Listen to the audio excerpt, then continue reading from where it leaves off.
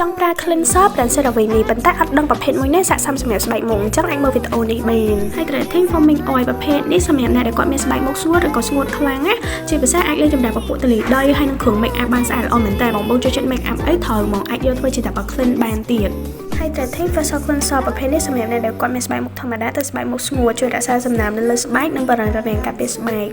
មួយនេះវិញជាប្រភេទ hydrating ដែរតែជាប្រភេទ cream to foam សាច់របស់គេរៀងមានពពុះចាស់មុននឹងតិចអាចលេងចម្រាស់ទលីដីក៏ដូចជាពពួក make up បានស្អាតល្អដូចគ្នាចូលមកដល់ប្រភេទ foaming facial នេះម្ដងប្រភេទនេះសាច់របស់គេជាប្រភេទសាច់ចាស់មែនប៉ុន្តែញីទៅមានពពុះស័ក្តិសមមែនតើសម្រាប់បងប្អូនដែលមានស្បែកមុខធម្មតាទៅស្បែកមុខផេងមកដល់ superstar ប្រចាំហាងហើយប្រភេទនេះសម្រាប់អ្នកដែលគាត់មានស្បែកមុខធម្មតាអត់ផេងអត់ស្ងួតហើយមានមុនអាចជួយជំរុញការសិកាស្រាលស្រាលនៅលើស្បែកទៀតចូលមកដល់ប្រភេទ acne control cleanser នេះវិញប្រភេទនេះមាន salicylic acid 2%ជួយកាត់បន្ថយមុនក្បាលសមុនក្បាលខ្មៅជាពិសេសពពួកផេងដែលធ្វើឲ្យយើងកើតមុនហ្នឹងឯងបងប្អូនក៏ best selling នៅក្នុងហាងដែរតែបារម្ភអាច drop order ពី e-commerce បានអរគុណ